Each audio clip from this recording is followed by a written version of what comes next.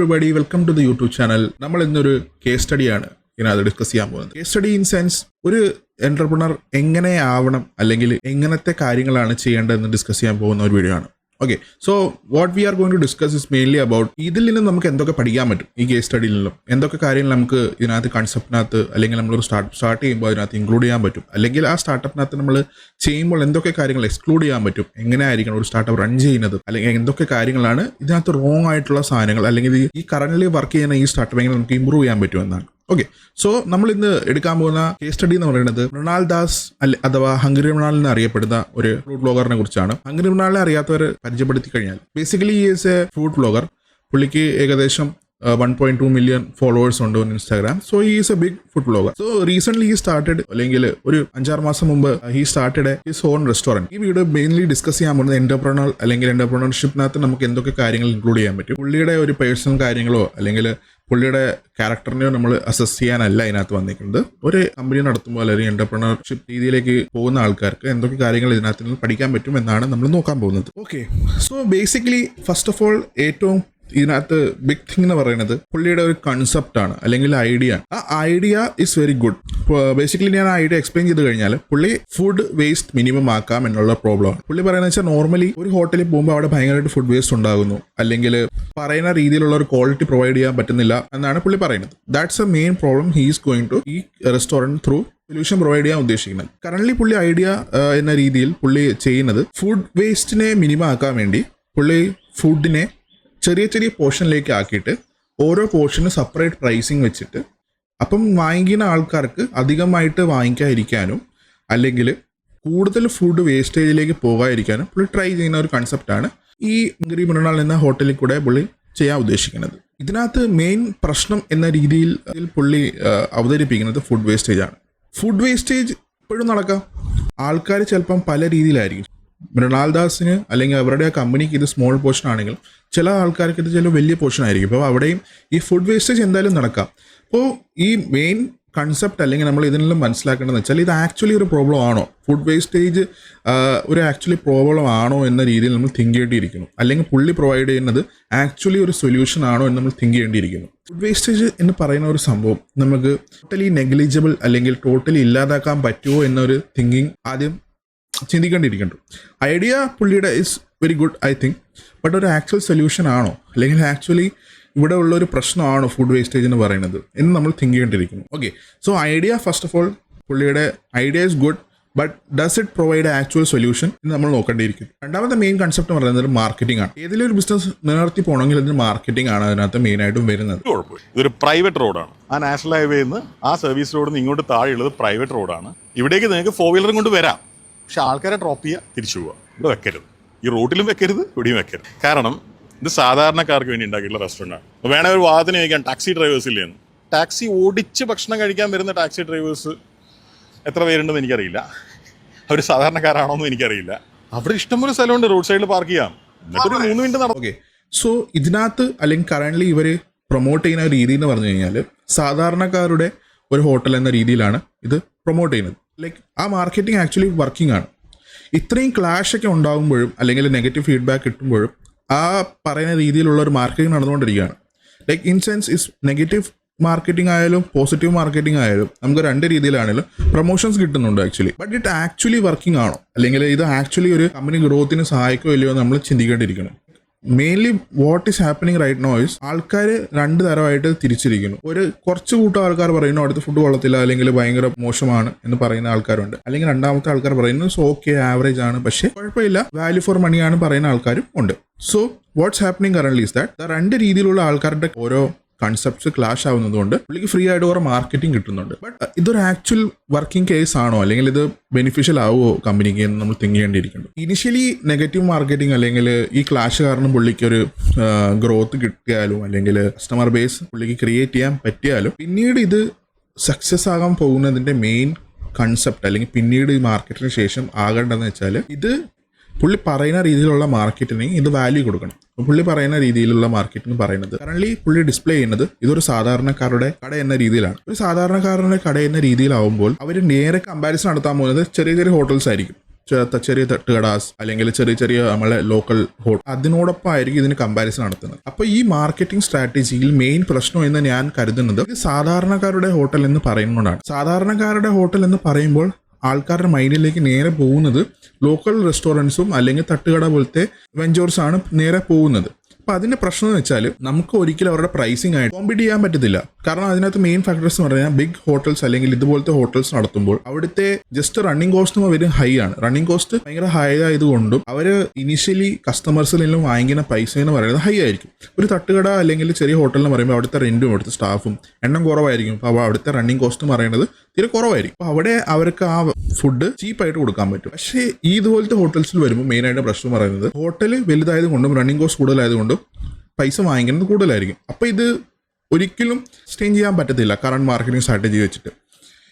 ഇതിൻ്റെ main concept അല്ലെങ്കിൽ currently ഇവർ ഒഴിവാക്കേണ്ടത് അല്ലെങ്കിൽ മെയിനായിട്ട് ശരിയാക്കേണ്ട ഒരു തിങ് എന്ന് പറഞ്ഞു കഴിഞ്ഞാൽ ഇത് ഇവരുടെ മാർക്കറ്റിംഗ് സ്ട്രാറ്റജിയാണ്. കറണ്ട്ലി ഇത് സാധാരണക്കാരുടെ ഒരു റെസ്റ്റോറൻ്റ് ആണ് പറയുന്നതിനേക്കാളും നല്ലത് ഇത് എല്ലാവരുടെയും റെസ്റ്റോറൻ്റ് ആണ്, അല്ലെങ്കിൽ ആർക്കും വേണേ വരാം, ഗുഡ് ക്വാളിറ്റി ആഗ്രഹിക്കുന്ന ആൾക്കാരുടെ റെസ്റ്റോറൻ്റ് ആണ് എന്ന് പറയുന്ന രീതിയിലേക്ക് മാറ്റിക്കഴിഞ്ഞാൽ കുറച്ചുകൂടി ഈ കിട്ടുന്ന ബാക്ക്ലാഷും അല്ലെങ്കിൽ നെഗറ്റീവ് ഫീഡ്ബാക്കും ഒഴിവാക്കാൻ പറ്റും. നമ്മൾ ഒരു കസ്റ്റമർ ബേസ് ആഗ്രഹിക്കുമ്പോൾ അതനുസരിച്ചിട്ടുള്ള സർവീസ് ആയിരിക്കും നമ്മൾ പ്രൊവൈഡ് ചെയ്യേണ്ടത്. സാധാരണക്കാരുടെ ഒരു ഹോട്ടൽ എന്ന് പറഞ്ഞു കഴിഞ്ഞാൽ അത് അവർ ആക്ച്വലി ഉദ്ദേശിക്കുന്നത് ചീപ്പായിട്ട് കിട്ടാൻ വേണ്ടിയുള്ള ഒരു സ്ഥലം എന്ന രീതിയിൽ അവർ തിങ്ക് ചെയ്യാൻ തുടങ്ങും. അല്ലെങ്കിൽ ഹൈ ഹോട്ടൽസിനെ പോലെയല്ല, ലോ ക്വാളിറ്റി അല്ലെങ്കിൽ ഫുഡിന് ഭയങ്കര ടേസ്റ്റ് അല്ല അവർ ഉദ്ദേശിക്കുന്നത്, വാല്യൂ ഫോർ മണിയാണ് അവർ ഉദ്ദേശിക്കുന്നത് ബേസിക്കലി സാധാരണക്കാരുടെ ഹോട്ടൽ എന്ന് പറയുമ്പോൾ. സോ അവർ കറന്റ് മാർക്കറ്റ് സ്ട്രാറ്റജി കുറച്ചുകൂടി ഇമ്പ്രൂവ് ചെയ്യാനുണ്ട്. മാർക്കറ്റ് സ്ട്രാറ്റജി ചേഞ്ച് ചെയ്ത് ലൈക്ക് ഫുള്ളി ചേഞ്ച് ചെയ്യാതെ ജസ്റ്റ് ആ പറയുന്ന കുറച്ച് വാക്കുകൾ അല്ലെങ്കിൽ വേർഡ്സ് ശ്രദ്ധിച്ചു കഴിഞ്ഞാൽ ദിസ് ഇസ് നോട്ട് എ സാധാരണക്കാരുടെ ഹോട്ടൽ, ഇത് കുറച്ചുകൂടി എന്താ പറയുക ഇത് എല്ലാവരുടെ ഹോട്ടലാണ് അല്ലെങ്കിൽ ലൈക്ക് നോർമൽ ആൾക്കാരുടെ ഹോട്ടലാണ് എന്ന രീതിയിൽ ലൈക്ക് പറഞ്ഞു കഴിഞ്ഞാൽ അല്ലെങ്കിൽ ഡേ ടു ഡേ ജോബ് ചെയ്യുന്ന ആൾക്കാരുടെ ഹോട്ടലാണ് എന്തെങ്കിലും ഒരു word like different word they can use improve the marketing strategy. Main attraction എന്ന് പറയുന്നത് മൃണാൽ ദാസിന്റെ ഒരു റീച്ച് തന്നെയാണ്. അപ്പം കറന്റ് പുള്ളിക്ക് കിട്ടിക്കൊണ്ടിരിക്കുന്ന ആ റീച്ച് എന്ന് പറയുന്നത് പുള്ളിയുടെ ഒരു ഫുഡ് ബ്ലോഗിങ് അല്ലെങ്കിൽ ആ രീതിയിലുള്ള പുള്ളി നേരത്തെ ചെയ്ത് വെച്ചിരുന്ന കാര്യങ്ങൾ കൊണ്ടാണ് പുള്ളിക്ക് റീച്ച് കിട്ടുന്നത്. പക്ഷെ അത് സസ്റ്റെയിൻ ചെയ്ത് പോകണമെങ്കിൽ പറയുന്ന രീതിയിലുള്ള മാർക്കറ്റിംഗ് സ്ട്രാറ്റജി പുള്ളി ഒഴിവാക്കിയാലേ സസ്റ്റെയിൻ ചെയ്യാൻ പറ്റത്തുള്ളൂ, അല്ലെങ്കിൽ ആ കസ്റ്റമർ ബേസ് അങ്ങ് ഇല്ലാതാവും. ഇതിൽ മൂന്നാമത്തെ കൺസെപ്റ്റ് എന്ന് പറയുന്നത് ഫൗണ്ടേഴ്സ് കണക്ഷൻ ആണ്. Founders connection is very big thing start. പുള്ളിയുടെ കണക്ഷൻസ് അല്ലെങ്കിൽ പുള്ളിയുടെ ഒരു ഫേസ് വാല്യൂ കാരണമാണ് കറന്റ് ആ ഹോട്ടലിനകത്ത് ഒത്തിരി ആൾക്കാരും വരുന്നത്. പുള്ളിയുടെ ഫേസ് വാല്യൂ അല്ലെങ്കിൽ പുള്ളി അറിയാവുന്ന ആൾക്കാർ അല്ലെങ്കിൽ സോഷ്യൽ മീഡിയയിൽ പുള്ളി കണ്ടിട്ടുള്ളവരും അല്ലാതെ പുള്ളിയുടെ വീഡിയോസ് കണ്ടവരും ആണ് മെയിൻലി അതിനകത്ത് വരുന്നത്. അപ്പം അതിൻ്റെ മെയിൻ പ്രശ്നം എന്ന് വെച്ചാൽ പബ്ലിക്കലി ഫൗണ്ടറിന് ഒരിക്കലും ഒന്നും ഒരു റോങ് ആയിട്ട് സംസാരിക്കാനോ അല്ലെങ്കിൽ നെഗറ്റീവ് ഫീഡ്ബാക്ക് കൊടുക്കാൻ പറ്റത്തില്ല. ഫോർ എക്സാമ്പിൾ നമ്മൾ പറഞ്ഞു കഴിഞ്ഞാൽ നമ്മളെ കുറേ ഫൗണ്ടേഴ്സ് എടുത്തു കഴിഞ്ഞാൽ ഇപ്പം ബോട്ടിന്റെ ഫൗണ്ടർ അമൻ ഗുപ്ത അല്ലെങ്കിൽ ലെൻസ്കാർട്ടിന്റെ ഫൗണ്ടർ പീയൂഷ് ബൻസൽ എടുത്തു കഴിഞ്ഞാൽ പബ്ലിക്ക് വന്നിട്ട് റോങ് ആയിട്ട് അവർ കസ്റ്റമേഴ്സിനൊന്നും പറയാൻ പറ്റത്തില്ല. സോ നമ്മളൊരു അമൻ ഗുപ്ത അല്ലെങ്കിൽ ബോട്ടിന്റെ ഫൗണ്ടറിന്റെ എക്സാമ്പിൾ എടുത്തു കഴിഞ്ഞാൽ ഇപ്പൊ കറന്റ് ആരെങ്കിലും വന്നിട്ട് എന്തെങ്കിലും ഒരു ഫീഡ്ബാക്ക് പറഞ്ഞു കഴിഞ്ഞാൽ നേരത്തെ ഉണ്ടായിരുന്ന ഒരു മെയിൻ അസംഷൻ അല്ലെങ്കിൽ ഒരു തരത്തിലുള്ള ഒരു ചർച്ചാ വിഷയമായിരുന്നത് ബോട്ട് ഒരു ചൈനീസ് കമ്പനിയാണ് അല്ലെങ്കിൽ ചൈനയിൽ നിന്നാണ് പ്രൊഡക്ഷൻ വരുന്നത്, ഇന്ത്യൻ മെയ്ഡ് ഇൻ ഇന്ത്യ അല്ല, മെയ്ഡ് ഫോർ ഇന്ത്യ ആണെന്ന രീതിയിലുള്ള ഒരു കൺസെപ്റ്റ് ഉണ്ടായിരുന്നു. ആ സമയത്ത് അമൻ ഗുപ്ത ഡയറക്റ്റ് ആയിട്ട് വന്നിട്ട് അതിനെ അഡ്രസ്സ് ചെയ്യുമോ അല്ലെങ്കിൽ അതിനൊരു നെഗറ്റീവായിട്ടുള്ള ഫീഡ്ബാക്ക് തന്നിട്ടില്ല. അതിൻ്റെ മെയിൻ കൺസെപ്റ്റ് എന്ന് പറഞ്ഞാൽ ആ ബ്രാൻഡ് ആ ഫൗണ്ടറായിട്ട് അസോസിയേറ്റ് ചെയ്തിരിക്കുന്നതുകൊണ്ടാണ്. പുള്ളി പറയുന്ന ഓരോ വാക്കുകളും ആൾക്കാർ അതിനെ കമ്പനിയുടെ ഒരു ഫീഡ്ബാക്ക് ആയിട്ട് എടുത്തിട്ട് അതിനെ നെഗറ്റീവായിട്ടും പോസിറ്റീവായിട്ടും എടുക്കാം. അപ്പോൾ നെഗറ്റീവ് എന്തെങ്കിലും ഫീഡ്ബാക്ക് കൊടുത്തു കഴിഞ്ഞാൽ just in sense this is Chinese product എന്ന് പറഞ്ഞ് ആരെങ്കിലും വന്നു കഴിഞ്ഞാൽ പുള്ളി അതിനെ ആ ഒരു നെഗറ്റീവ് രീതിയിൽ ട്രീറ്റ് ചെയ്തിട്ട് പുറത്തേക്ക് വരുമ്പോൾ പ്രശ്നമെന്ന് വെച്ചാൽ അത് കമ്പനി ഡയറക്റ്റായിട്ട് ബാധിക്കും.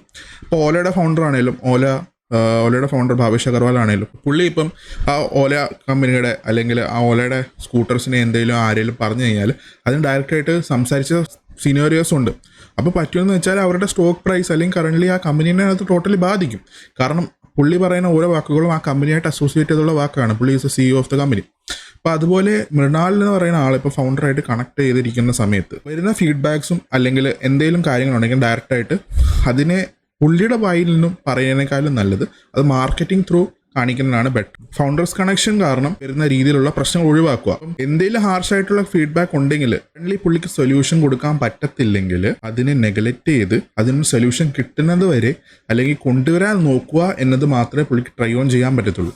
അല്ലെങ്കിൽ അതിന് പ്രശ്നം അത് ഡയറക്റ്റ് പുള്ളിയുടെ ഹോട്ടലിനെ ബാധിക്കും. ലോങ് ടൈമിൽ ഇത് ഭയങ്കരമായിട്ടുള്ള ഒരു പ്രശ്നമാണ്. എന്ന് വെച്ചാൽ ഇപ്പോൾ ഇനീഷ്യൽ കസ്റ്റമർ ബേസ് പുള്ളിയുടെ പേരിൽ വന്നാലും പിന്നീട് ഇത് സസ്റ്റെയിൻ ചെയ്യണമെങ്കിൽ ആ ഫീഡ്ബാക്ക് ഓറിയന്റഡ് ആയിരിക്കണം പുള്ളിയുടെ ബിസിനസ് എന്ന് പറയുന്നത്. ആൾക്കാർ 1-2 പ്രാവശ്യം വരും, പക്ഷെ 3-ാമത്തെ പ്രാവശ്യം വരണമെങ്കിൽ ആ ഫീഡ്ബാക്ക് അല്ലെങ്കിൽ ആ കസ്റ്റമേഴ്സ് കൊടുക്കുന്ന ഫീഡ്ബാക്കിനെ നെഗ്ലക്റ്റ് ചെയ്യാതെ അല്ലെങ്കിൽ ഇമ്പ്രൂവ് ചെയ്ത് അതിലേക്ക് കൊണ്ടുവരാൻ വേണ്ടി ട്രൈ ചെയ്യണം. അപ്പോഴേ ആ കമ്പനി വിജയിക്കാനോ അല്ലെങ്കിൽ ആ സ്ഥാപനം വിജയിക്കാനുള്ള സാധ്യത കൊടുത്തുള്ളൂ. Let's watch this video. DC media Malayalam ചേട്ടാ, ബിരിയാണിയൊക്കെ ശോകമാണല്ലോ എൻ്റെ പൊന്നുമോനെ. അതുകൊണ്ടായിരിക്കും കേരളത്തിൽ തന്നെ ഏറ്റവും കൂടുതൽ ബിരിയാണി വെക്കുന്ന ക്ലൗഡ് കിച്ചൺ ഞങ്ങളുടെ ആയതല്ലേ. നീക്ക് എവിടുന്ന് വരുന്നടാ? See there are only 3 possibilities. ഒന്നുകിൽ നീ ആ ഭാഗത്ത് വന്നിട്ടില്ല, നിനക്ക് ആ ബിരിയാണി എന്താണെന്ന് അറിയില്ല, നീ അത് കണ്ടിട്ടില്ല. അല്ലെങ്കിൽ നീ വാങ്ങിയ ബിരിയാണി ഓൺലൈനിലോ മറ്റോ ആയിരിക്കും. അത് കുറേ നേരം എവിടെയെങ്കിലും വെക്കുക എന്തെങ്കിലും ചെയ്തിട്ട് അത് മോശമായതിനു ശേഷമായിരിക്കും നീ കഴിച്ചിട്ടുണ്ടാവുക. അതും അല്ലെങ്കിൽ നിനക്ക് ബിരിയാണി എന്താണെന്ന് അറിയില്ല. Okay, thank you. അതിൽ സർ ഒരു എവിടെ അയ്യോ പോയാ സർ ഒരു മോശം റിവ്യൂ കണ്ടു താങ്കളുടെ റെസ്റ്റോറൻറ്റിനെ കുറിച്ച്. ഇനി comments on that. We don't have time for losers. നമുക്ക് ഇഷ്ടംപോലെ വേറെ പണി. Avani's blog, have you seen the recent video regarding Hungry Mrinal cleanliness? എന്തിന് ഹംഗ്രി മൃണാളിന്റെ ക്ലെൻലിനെസ് എന്താണെന്ന് എനിക്കറിയില്ലേ. അത് വേറൊരാളുടെ വീഡിയോ കണ്ടിട്ടാണോ ഞാൻ മനസ്സിലാക്കാൻ. സിനി, താങ്കളുടെ ഹോട്ടലിൽ പഴയ പോലെ വേറെ ഹോട്ടലിൽ പോയി ചെയ്യുന്ന പോലെ റിവ്യൂ ചെയ്യണം, കരഞ്ഞു പോകും. താങ്കളുടെ ഹോട്ടലിൽ പഴയ പോലെ വേറെ ഹോട്ടലിൽ പോയി ചെയ്യുന്ന പോലെ റിവ്യൂ ചെയ്യണം, കരഞ്ഞു പോകും. ആര് കരഞ്ഞു പോകും? ഞാനോ? എന്താ നിങ്ങൾ ഉദ്ദേശിക്കുന്നത്? അതായത് വളരെ ബുദ്ധിപരമായിട്ടുള്ള എന്തെങ്കിലും മെസ്സേജ് കൺവേ ചെയ്യാൻ ശ്രമിക്കുകയാണെങ്കിൽ നിങ്ങൾ മനസ്സിലാക്കേണ്ടത്, ഇങ്ങനെ എഴുതി കഴിഞ്ഞാൽ അത് മനസ്സിലാവില്ല. കുത്ത്, കോമ അങ്ങനെയുള്ള പരിപാടികളൊക്കെ ഇട്ട് കഴിഞ്ഞാൽ ഇത് പിടിയിട്ടുള്ളൂ എന്തോ. സോക്കർ ഓഫ് UK, ഈച്ച ശല്യമാണ് ചേട്ടൻ്റെ റെസ്റ്റോറൻറ്റിൽ, അതിനാദ്യം എന്തെങ്കിലും ചെയ്യും. എൻ്റെ റെസ്റ്റോറൻറ്റിൽ ഞാൻ 3 ദിവസം മുമ്പ് പോയതാണ്, അവിടെ ഒരു ഈച്ച ശല്യമില്ല. ഇത് എന്താണ് നിങ്ങൾ ഉദ്ദേശിക്കുന്നത്? കൊച്ചിയിൽ ഏതൊരു റെസ്റ്റോറൻറ്റിലും കാണുന്ന അത്രയും ഈച്ചയോ അതിൽ കുറവോ മാത്രമേ അവിടെയുള്ളൂ. അവിടെ വളരെ റെഗുലറായിട്ട് പെസ്റ്റ് കൺട്രോൾ ചെയ്യുന്നുണ്ട്. എവിടുന്നെങ്കിലും എന്തെങ്കിലും കേട്ടിട്ട് അത് വിളിച്ചു പറയാൻ, I mean have you been there? നിങ്ങൾ അവിടെ വന്നിട്ടുണ്ടോ? നിങ്ങൾ ആ സ്ഥലം കണ്ടിട്ടുണ്ടോ? എവിടുന്ന് വരിക? ആരാ? Prince indoor and outdoor plants. വേറൊരു ഈച്ചയും കൊണ്ട് വന്നേക്കുന്നു. ഇവിടെ നിങ്ങൾക്കൊന്നും വേറെ ഒരു ജോലിയില്ലേ?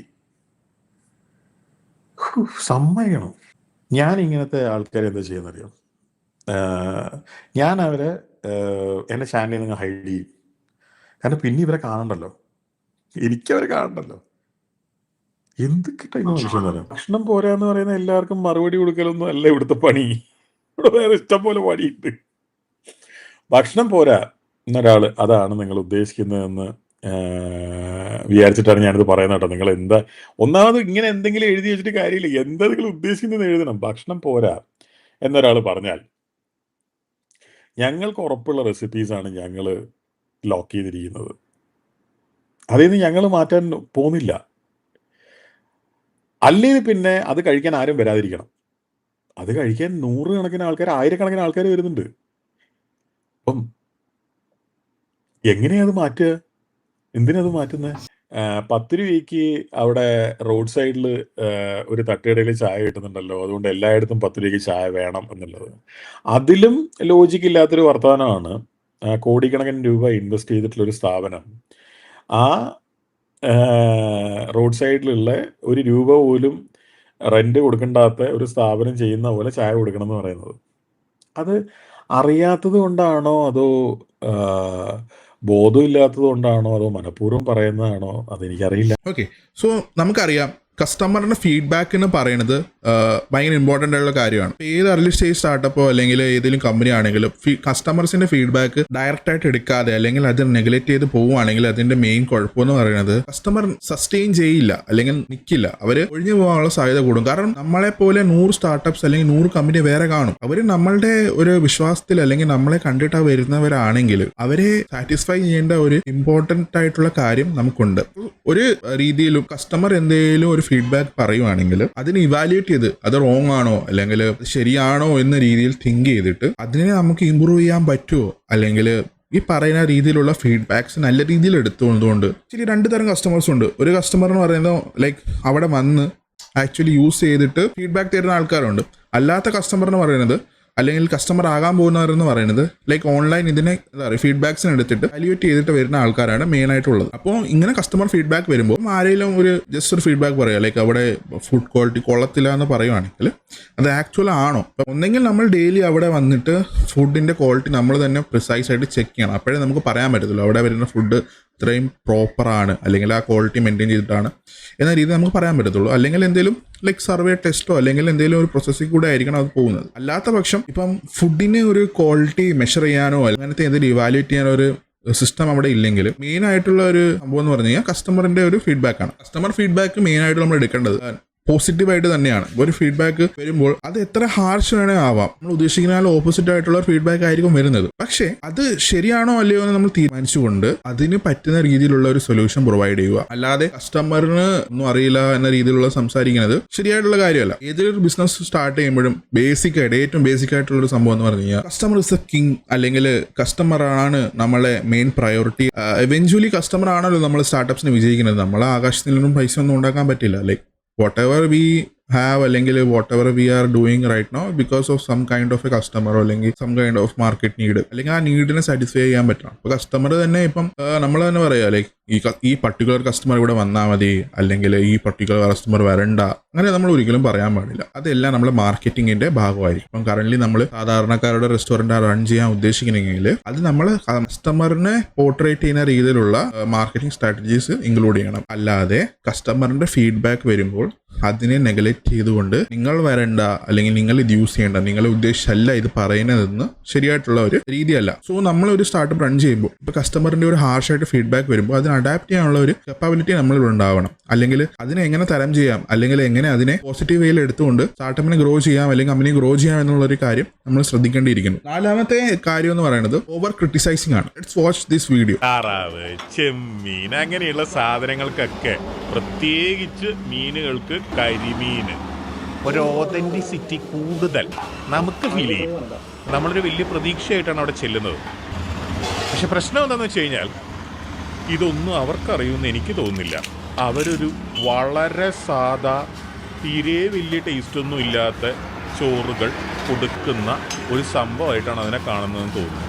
നമുക്കിത് കഴിക്കുമ്പോൾ വയറ് നിറയ്ക്കാനുള്ളൊരു സംഭവം എന്നതിനപ്പുറത്തേക്ക് താറാവായാലും അങ്ങനെ എന്ത് സാധനമായാലും ഒരു സ്പെഷ്യൽ ഫീലിങ്സ് ഉണ്ടാവുന്നില്ല.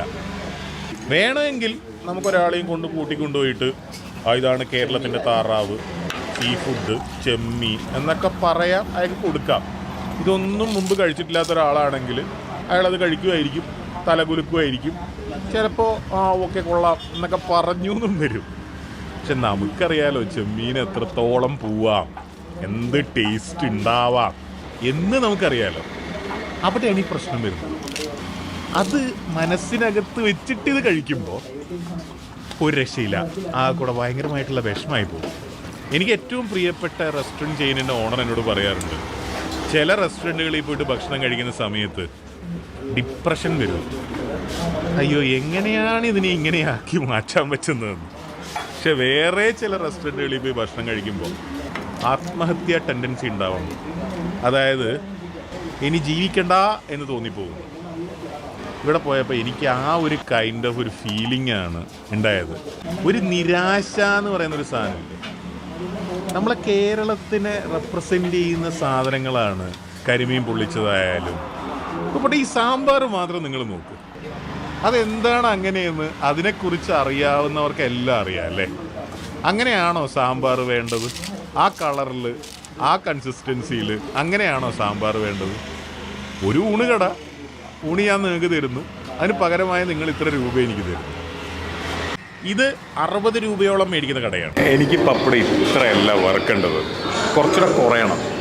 ഇതിൻ്റെ കളർ ഇവിടെ മാറാൻ തുടങ്ങി, അപ്പോൾ ഇതിൻ്റെ ടേസ്റ്റ് മാറും. പക്ഷെ ഇങ്ങനെ പപ്പടം ഇഷ്ടമുള്ള കുറേ ആൾക്കാരുണ്ട്. ഓവർ ക്രിട്ടിസൈസിംഗ് എന്ന് പറയുന്നത് സ്റ്റാർട്ടപ്പ് ഫൗണ്ടർ എന്ന നിലയിൽ നമ്മൾ മറ്റുള്ളവരെ ക്രിട്ടിസൈസ് ചെയ്യുമ്പോൾ അത് ഭയങ്കര സൂക്ഷിച്ചതായിരിക്കും നമ്മൾ ക്രിട്ടിസൈസ് ചെയ്യേണ്ടത്. അല്ലെങ്കിൽ സ്റ്റാർട്ടപ്പ് ഫൗണ്ടർ എന്ന നിലയിൽ ഓവർ ക്രിട്ടിസൈസ് ചെയ്യാൻ പാടില്ല. ഫോർ എക്സാമ്പിൾ ഇപ്പം ബോട്ടിന്റെ അല്ലെങ്കിൽ യൂഷ് ബൻസൽ ലെൻസ്കാർട്ടിന്റെ ഒരു ഫൗണ്ടർ എന്ന രീതിയിൽ നമ്മൾ തിങ്ക് ചെയ്യുമ്പോൾ അവർ ഒരിക്കലും വേറെ കടയിൽ പോയിട്ട് അല്ലെങ്കിൽ വേറെ startup similar kind of startup ബോട്ടിന്റെ ആണെങ്കിൽ ഹെഡ്സെറ്റ് റിലേറ്റഡ് സ്റ്റാർട്ടപ്സ് അല്ലെങ്കിൽ ലെൻസ്കാർട്ടിന്റെ ആണെങ്കിൽ ഗ്ലാസസ് റിലേറ്റഡ് സ്റ്റാർട്ടപ്സ് അവർ ഒരിക്കലും അവിടെ പോയിട്ട് അവർ ക്രിട്ടിസൈസ് ചെയ്യില്ല. ഇതിന്റെ ക്വാളിറ്റി കൊള്ളത്തില്ല അല്ലെങ്കിൽ ഇത് കൊള്ളില്ല, ടെക്നിക്കൽ ഫോൾട്ട് അവർ ഇവാലുവേറ്റ് ചെയ്യില്ല. അവർ അവരുടെ പ്രൊഡക്ട്സ് എങ്ങനെ ഇംപ്രൂവ് ചെയ്യാം എന്ന രീതിയിൽ തിങ്ക് ചെയ്യുന്നവരാണ്. അങ്ങനെ ചെയ്താൽ ആക്ച്വലി ഒരു ബെനിഫിഷ്യൽ ആയിട്ടുള്ള കാര്യം ഉണ്ടാവുള്ളൂ, അല്ലെങ്കിൽ നമ്മൾ സ്റ്റാർട്ടപ്പ് വിജയിക്കാൻ സാധ്യത കൊടുത്തുള്ളൂ. ഓവർ ക്രിട്ടിസൈസിങ് ഒരിക്കലും ഒരു പെർഫെക്ഷൻ അല്ല. ഓവർ ക്രിട്ടിസൈസിംഗ് എന്ന് പറയുന്നത് ഒരു ടീമിനെയോ അല്ലെങ്കിൽ ഒരു കസ്റ്റമർ ബേസിനെയോ അത് ബാധിക്കാൻ സാധ്യതയുള്ളതാണ്. സോ നമ്മൾ ഓവർ ക്രിട്ടിസൈസിങ് ചെയ്യാൻ പാടില്ല. അതിന് പകരം നമ്മൾ ഓവർ ഇവാലുവേറ്റ് ചെയ്തിട്ട് ആ സൊല്യൂഷന് എങ്ങനെ അല്ലെങ്കിൽ ആ പ്രോബ്ലത്തിനെ എങ്ങനെ സൊല്യൂഷൻ കണ്ടെത്താം എന്ന് തിങ്ക് ചെയ്യേണ്ടവരാണ്. നെക്സ്റ്റ് എന്ന് പറയുന്നത് ഹിപ്പോക്രിറ്റിക് സ്വഭാവം എന്ന രീതിയിലാണ്. Let's watch this video. This is me ജിജെ. നമസ്കാരം, ഞാൻ മൃണാൾ എന്ന പേരിൽ വീഡിയോസ് ഒരുപാട് നിങ്ങൾ കണ്ടിട്ടുണ്ടാവും. അത്തരത്തിൽ വീഡിയോസ് ചെയ്യുന്ന മൃണാളിന്റെ കടയിലേക്കാണ് ഞങ്ങൾ ഇത്തവണ പോയത്. എടപ്പള്ളി ലുലുമാളിന്റെ അടുത്താണ് നമ്മുടെ ഈ ഒരു കട വരുന്നത്. പാർക്കിംഗ് ഇല്ലാത്തതുകൊണ്ട് ദൂരെ വണ്ടി ഇട്ടിട്ട് ഞങ്ങൾ നടന്നു വന്നു. ആദ്യമേ പൈസ കൊടുത്ത് ടോക്കൺ മേടിച്ചതിന് ശേഷം ഓരോ കൗണ്ടേഴ്സിലായിട്ട് നമ്മൾ ഇങ്ങനെ നോക്കിക്കൊണ്ടിരിക്കണം. ആദ്യമേ പൈസ കൊടുത്ത് ടോക്കൺ മേടിച്ചതിന് ശേഷം ഒരു സാധനം കിട്ടിയില്ലെങ്കിലും പൈസ കൊടുത്തു. കാരണം ഇവിടെ എല്ലാത്തിനും പൈസ അവിടെ ആദ്യം കൊടുക്കണം. അവിടെ ഒരു കൗണ്ടർ ഉണ്ട്, എന്നാൽ മാത്രമേ ഇതിനകത്ത് കയറാൻ പറ്റുള്ളൂ. വളരെ മികച്ച പരിപാടിയാണ്. എനിക്ക് എപ്പോഴും തോന്നിയിട്ടുണ്ട് ഈ പൈസ മുഖ്യം, പൈസ ആദ്യം, പൈസയുടെ ആർത്തിയുള്ളവർക്ക് പറ്റിയതല്ല ഭക്ഷണത്തിന്റെ കച്ചവടം. ഭക്ഷണത്തിന്റെ കച്ചവടം എന്ന് പറയുന്നത് നമ്മൾ ഇരുമ്പ് വെക്കുന്ന പോലെയോ അല്ലെങ്കിൽ അങ്ങനെയല്ലല്ലോ, ഒരു ആക്രി സാധനം വെക്കുന്ന പോലെയോ ഒരു മെറ്റീരിയൽ വെക്കുന്ന പോലെ അല്ലല്ലോ ഭക്ഷണം. അതിനകത്ത് ഒരുപാട് സ്നേഹവും ഒരുപാട് കെയറും മനുഷ്യന്മാരോടുള്ള താല്പര്യം ഒക്കെ ഉള്ളൊരു സാധനമല്ലേ ഭക്ഷണം എന്ന് പറയുന്നത്. ബാക്കിയുള്ള സാധനം പോലെ അല്ല. ഹിപ്പോക്രറ്റിക് സ്വഭാവം എന്ന് പറയുന്നത് ബേസിക്കലി ഇപ്പം ഞാൻ ഒരു സ്റ്റാർട്ടപ്പ് എന്ന നിലയിൽ എന്റെ സ്റ്റാർട്ടപ്പ് ഭയങ്കര അടിപൊളിയാണ് എന്ന രീതിയിൽ സംസാരിക്കുമ്പോൾ മറ്റുള്ളവരുടെ സ്റ്റാർട്ടപ്പിനകത്ത് ഞാൻ പോയിട്ട് ഒരു കുറ്റം കണ്ടു. ഫോർ എക്സാമ്പിൾ ഞാൻ ഫെറാറിയുടെ ഒരു ഫൗണ്ടറാണ്. ഞാൻ ലെംബോർഗിനിയുടെ ഫാറർ പോയിട്ട് പറഞ്ഞു ലെംബോർഗിനിയുടെ കാറിൽ എന്താ ടയർ പഞ്ചർ ആവുന്നത്, ഓടിക്കൊണ്ടിരിക്കുമ്പോൾ എന്താണ് കല്ല് കുത്തി കയറുമ്പോൾ പഞ്ചറായി പോകുന്നതെന്ന് പറഞ്ഞിട്ട് സെയിം കൈൻഡ് ഓഫ് തിങ് എൻ്റെ കാറിൽ അല്ലെങ്കിൽ എൻ്റെ കമ്പനിയിൽ സംഭവിക്കുമ്പോൾ ഇത് റോഡിന്റെ കുഴപ്പമാണ് അല്ലെങ്കിൽ ഓടിക്കാൻ അറിയാത്തവനാണ് അല്ലെങ്കിൽ അവന് ഓടിക്കാൻ അറിയാത്തതുകൊണ്ടാണ് ആ കാർ പഞ്ചറായത് എന്ന് പറഞ്ഞു കഴിഞ്ഞാൽ ലൈക്ക് അത് ഒരു ഓക്കെ ആയിട്ടുള്ള കാര്യമല്ല. എന്റർപ്രണർ എന്ന രീതിയിൽ അല്ലെങ്കിൽ ബിസിനസ് സ്റ്റാർട്ടപ്പ് ഓണേഴ്സ് എന്ന രീതിയിൽ നമ്മൾ ഒരിക്കലും ഹിപ്പോക്രിറ്റിക് ആവാൻ പാടില്ല. നമ്മളിപ്പോൾ ഒരു സാധനം പറഞ്ഞിട്ടുണ്ടെങ്കിൽ അതിന് നമ്മൾ ഉറച്ചു നിൽക്കാൻ സാധിക്കണം. സ്റ്റാർട്ടപ്പ് ഫൗണ്ടർ എന്ന നിലയിൽ അല്ലെങ്കിൽ പുള്ളി കമ്പനി ഓണർ എന്ന നിലയിൽ എന്തെങ്കിലും വാല്യുവേഷൻ നമ്മൾ നടത്തിയിട്ടുണ്ടെങ്കിൽ ആ സെയിം വാല്യുവേഷൻ നമ്മൾ നമ്മളെ കമ്പനിയിൽ നടത്താൻ സാധിക്കണം. അല്ലെങ്കിൽ നമ്മളെ പൈസയ്ക്ക് നമ്മൾ വാല്യൂ കൊടുക്കുന്നുണ്ടെങ്കിൽ അത്ര തന്നെ നമ്മൾ മറ്റുള്ളവരുടെ പൈസയ്ക്കും വാല്യൂ കൊടുക്കണം. പുള്ളി ഇപ്പോൾ ഒരു കടയിൽ പോയിട്ട് നമ്മളെ പൈസയ്ക്ക് യോജിച്ച ഫുഡ് അല്ല അവിടെ പ്രൊവൈഡ് ചെയ്യുന്നത് പറഞ്ഞു കഴിഞ്ഞാൽ പുള്ളിയുടെ കടയിലും ആ പൈസയ്ക്ക് തന്നെയാണോ ഇവാലുവേറ്റ് ചെയ്തത് എന്നെ നോക്കേണ്ടിയിരിക്കുന്നു. ഇവാലുവേഷൻ ആണല്ലോ നമ്മൾ സക്സസിലേക്ക് നടത്തുന്നത്. സോ ഓവർ ക്രിട്ടിസൈസിങ് ഹിപ്പോക്രറ്റിക് സ്വഭാവമൊക്കെ ഒഴിവാക്കണം എന്നാണ് സ്റ്റാർട്ടപ്പ് ഫൗണ്ടർ എന്ന നിലയിൽ നമ്മൾ ചെയ്യേണ്ടത്. സ്റ്റാർട്ടപ്പ് ഫൗണ്ടർ അല്ലെങ്കിൽ സ്റ്റാർട്ടപ്പ് ബിസിനസ് ഓണേഴ്സ് എന്ന നിലയിൽ നമുക്ക് ഹിപ്പോക്രിറ്റ് ആവാൻ പാടില്ല. രണ്ട് വള്ളത്തിലും ചവിട്ടൻ സ്വഭാവം എന്ന് പറയുന്നത് പോലെ ആവാൻ പാടില്ല. എന്തെങ്കിലും വാല്യുവേഷൻ അല്ലെങ്കിൽ ഇവാലുവേറ്റ് ചെയ്യുന്ന ഒരു പ്രോസസ് നമുക്ക് വേറെ ഇടത്ത് നമ്മൾ നടത്തിയിട്ടുണ്ടെങ്കിൽ ആ സെയിം പ്രോസസ് നമ്മൾ നമ്മുടെ സ്റ്റാർട്ടപ്സിലും നടത്താൻ പറ്റണം. അല്ലെങ്കിൽ നമ്മൾ ഇവാലുവേറ്റ് ചെയ്യാൻ പാടില്ല മറ്റുള്ളവരുടെ സ്റ്റാർട്ടപ്സ് അല്ലെങ്കിൽ കമ്പനീസ് അല്ലെങ്കിൽ എന്തെങ്കിലും ആയിക്കോട്ടെ അവര് നടത്തുന്നത്.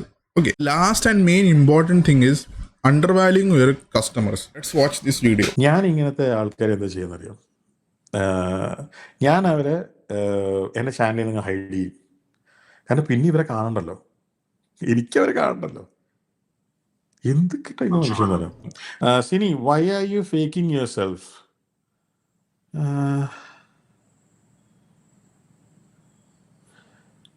Now you said you're deleting comments and now you're saying there is a team for that. എന്തുവാടോ? ഇപ്പോൾ സിനി എന്ന് പറയുന്ന ആളില്ലേ, നിങ്ങൾ ഈ ചാനലിൽ നിന്ന് ബ്ലോക്ക് ചെയ്യാൻ പോകുന്നത് ഞാൻ നേരിട്ടാണ്. Because I can do it. എൻ്റെ മുമ്പിലാണ് ഇരിക്കുന്നത്, എനിക്കത് ചെയ്യാനുള്ള നേരമുണ്ട്, ഞാൻ ചെയ്യുന്നു. പക്ഷെ എപ്പോഴും എനിക്ക് അതിന് സമയം കിട്ടില്ലല്ലോ. ഇപ്പം നിങ്ങളെ ഞാൻ ബ്ലോക്ക് ചെയ്തു, നിങ്ങൾക്കത് കേൾക്കാൻ പറ്റില്ല, ബാക്കിയുള്ളവർക്ക് കേൾക്കാൻ പറ്റും. കാരണം ഇതുപോലുള്ള ലൂസേഴ്സിനെയും അലവലാദികളെയും you are not welcome here. Okay, അതുകൊണ്ട് ഞാൻ കണ്ടൊരു സാധനം ഞാൻ തന്നെ ചെയ്താൽ പോരെ. എൻ്റെ വീട്ടിലൊരു പാമ്പ് കയറുന്നു, ഞാൻ തന്നെ കാണുന്നു, ഞാൻ തന്നെ അതിനെ തല്ലി പിടിച്ചാൽ പോരെ. അണ്ടർവാല്യൂയിങ് ഒരു കസ്റ്റമർ എന്ന് പറയുന്നത് കസ്റ്റമർ ഒന്നും അറിയത്തില്ല. കസ്റ്റമർ എന്താ ലൈക്ക് ഫുഡ് എക്സ്പേർട്ട് ആണോ അല്ലെങ്കിൽ എന്ന രീതിയിൽ നമ്മളിപ്പോൾ ഒരു കസ്റ്റമറിന് പ്രൊഡക്റ്റ് കൊടുക്കുക, ആ പ്രൊഡക്റ്റ് അവനല്ലോ അറിയോ ഇത് ഉണ്ടാക്കാൻ, അല്ലെങ്കിൽ അവനാണോ ഇത് തീരുമാനിക്കുന്നത് എന്ന രീതിയിൽ നമ്മൾ തിങ്ക് ചെയ്ത് കഴിഞ്ഞാൽ നമ്മുടെ സ്റ്റാർട്ടപ്പ് എപ്പോഴാണോ മുങ്ങിപ്പോകാൻ തുടങ്ങണമെന്ന് നമുക്ക് പറയാൻ പറ്റത്തില്ല. ഇപ്പം നമ്മൾ കണ്ടതുപോലെ നമ്മളെ കസ്റ്റമേഴ്സിനെ ആ കാര്യം അറിയത്തില്ല എന്ന രീതിയിൽ നമ്മൾ തിങ്ക് ചെയ്യുമ്പോൾ നമ്മൾ ആദ്യം ചെയ്യണമെന്ന് വെച്ചാൽ അത് എഡ്യൂക്കേറ്റ് ചെയ്യുക. ഇപ്പൊ ഇൻ സെൻസ് നമുക്കറിയാം ഒരു മാരുതി 800ഉം ഒരു ഫെറാറിയും തമ്മിൽ നമ്മൾ കമ്പയർ ചെയ്യുമ്പോൾ ഇപ്പൊ നോർമൽ ആയിട്ടുള്ള ആൾക്ക് നോക്കുമ്പോൾ ഒരു മാരുതി 800 2 ലക്ഷം രൂപയ്ക്കും കിട്ടും, ഒരു ഫെറാറി 1 കോടി രൂപയ്ക്കും കിട്ടും. അപ്പൊ നോർമൽ ആയിട്ടുള്ള ആള് പറയും ഇതെന്താണ് ഇവൻ ഇത്രയും കൂടുതൽ പൈസ വാങ്ങിക്കുന്നത്, ഇതിനകത്ത് എന്താണ്, ഇതിനകത്ത് 4 ടയറല്ലേ ഉള്ളൂ എന്ന് തിങ്ക് ചെയ്യുന്ന ആൾക്കാരുണ്ട്. പക്ഷെ അത് അവർക്ക് അറിവില്ലാത്തത് കൊണ്ടാണ്. പക്ഷേ സ്റ്റാർട്ടപ്പ് ഫൗണ്ടർ എന്ന നിലയിൽ നമ്മളത് എഡ്യൂക്കേറ്റ് ചെയ്യാൻ സാധിക്കണം. നമ്മളെ കസ്റ്റമേഴ്സിനെ എഡ്യൂക്കേറ്റ് ചെയ്യണം. എന്തുകൊണ്ടാണ് നമ്മൾ പ്രീമിയം ആയിട്ട് ചാർജ് ചെയ്യുന്നത്, എന്തുകൊണ്ടാണ് പർട്ടിക്കുലർ തിങ്ങിനെ നമ്മൾ അവരെക്കാളും കൂടുതൽ വാല്യൂ ഇതിനകത്ത് ചോദിക്കുന്നതും അത് ജസ്റ്റിഫൈ ചെയ്യാനുള്ള കടമ നമുക്ക് കാണണം. അല്ലെങ്കിൽ വെറുതെ 5 രൂപയ്ക്ക് കിട്ടുന്ന സാധനം 50,000 രൂപയ്ക്ക് കൊടുത്തിട്ട് ആ കസ്റ്റമർ അറിയാൻ മേലാത്തവരാണ്, അവൻ പൊട്ടറാണ്, അവർ ഇങ്ങനെയാണ് അങ്ങനെയാണ് പറഞ്ഞു കഴിഞ്ഞാൽ like that's not a proper way to define our customer base. Customer is always a king and we should always overvalue our customer. അവർ പറയുന്ന കാര്യങ്ങൾ നമുക്ക് ഓവർ വാല്യൂ ചെയ്യണം. നമ്മളൊരു ഫണ്ടിങ്ങിലേക്കും അല്ലെങ്കിൽ നമ്മൾ എവിടെയെങ്കിലും പോകുമ്പോഴും നമ്മളെ ആക്ച്വൽ കസ്റ്റമർ ഫീഡ്ബാക്ക് ആണ് നമ്മളൊരു ഫണ്ടിങ് അല്ലെങ്കിൽ നമ്മളെ കമ്പനി ഗ്രോത്തിന് ഏറ്റവും കൂടുതൽ സഹായിക്കാൻ പോകുന്നത്. ഇപ്പം നമ്മൾ പല കമ്പനീസിലും പോകുമ്പോൾ അവർക്ക് സ്റ്റാർട്ടപ്പിന് ഒരു ഫണ്ടിങ് കിട്ടുന്നത് മെയിൻ കാരണം എന്ന് പറയുന്നത് അവരുടെ കസ്റ്റമർ ഫീഡ്ബാക്ക് അത്ര നല്ലതാണ്, അല്ലെങ്കിൽ കസ്റ്റമറിന് ഭയങ്കരമായിട്ട് നല്ല രീതിയിൽ അവർക്ക് അത് മാറ്റി എടുക്കാൻ സാധിച്ചിട്ടുണ്ട് എന്നതുകൊണ്ട് മാത്രമാണ് അവരുടെ കമ്പനി സക്സസ് ആവുന്നതും അല്ലെങ്കിൽ അവർക്ക് ആ ഫണ്ടിങ് കിട്ടുന്നതും. സ്റ്റാർട്ടപ്പ് ഫൗണ്ടർ എന്ന നിലയിൽ അല്ലെങ്കിൽ സ്റ്റാർട്ടപ്പ് ഓണർ എന്ന നിലയിൽ നമ്മൾ മെയിനായിട്ട് ശ്രദ്ധിക്കേണ്ടത് 6 കൺസെപ്റ്റാണ് നമ്മൾ ഈ വീഡിയോയിൽ നിന്ന് പഠിച്ചത്.